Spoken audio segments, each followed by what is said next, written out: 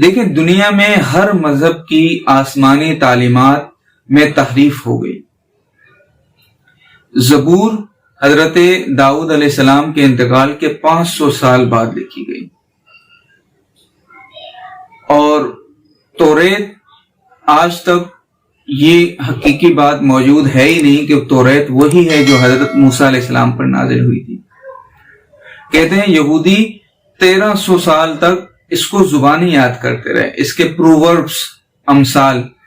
پھر 2ویں صدی ہجری میں کسی شخص نے اس کو لکھا، پھر اس کی الگ زبان میں ٹرانسلیشن ہوئی، پھر اس کی کسی اور زبان میں ٹرانسلیشن ہوئی.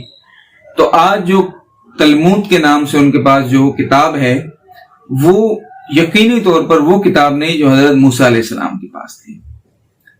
پھر انجیل کا حال تو دیکھیں کہ حضرت عیسیٰ علیہ السلام کی وفات کے بعد اسے لکھا گیا. حضرت عیسیٰ علیہ السلام کی جو زبان تھی وہ سریانی یا آرامی تھی، لیکن انجیل کو جو ہے وہ عبرانی زبان میں لکھا گیا. اور آج اگر آپ کسی عیسائی سے پوچھیں کہ بھائی سب سے پہلے انجیل کا عبرانی سے لاطینی میں کب ترجمہ ہوا، وہ آپ کو بتا نہیں سکے گا. حتیٰ کہ ہزاروں انجیل کے نسخے دنیا میں موجود ہوئے جو ایک دوسرے سے انتہائی مختلف تھے. اب اس کے مقابلے میں جو قرآن ہے، آپ قرآن کو دیکھیں کہ جس طرح قرآن کریم نبی کریم صلی اللہ علیہ وسلم پر نازل ہوا، آج اسی صورت میں بالکل مکمل محفوظ ہم تک پہنچ گیا ہے. اِنَّا نَحْنُ نَزَّلْنَا الذِّكْرَ وَإِنَّا لَهُ لَحَافِظُونَ. اللہ تعالی نے اس کو کس طرح محفوظ فرمایا.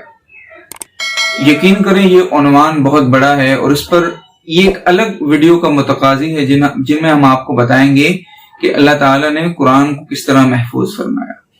صحابہ کرام نے اسے دل میں اتارا، پھر علماء کرام نے محنت کی، حفاظ نے یاد کیا، اور جس زبان میں قرآن اترا وہ زبان آج سے 1400 سال تک فریز ہو گئی ہے، جم گئی ہے اپنی جگہ.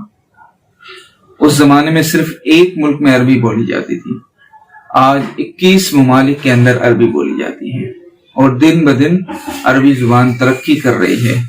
اور حیرت کی بات ہے کہ جو زبان فصاحت اور بلاغت آج سے 1400 سال پہلے مکہ اور مدینہ کے اندر آئی تھی، آج بھی آپ کسی عربی سے اسی زبان کے اندر گفتگو کر سکتے ہیں. تو یہ اللہ تعالیٰ کا ایک معجزہ ہے کہ اس نے اسلام کی تعلیمات کو محفوظ کر دیا. اور یہ دوسرا عظیم معجزہ ہے یا دلیل ہے جس کی وجہ سے ہم سمجھتے ہیں کہ اسلام ہمارا پسندیدہ دین ہے.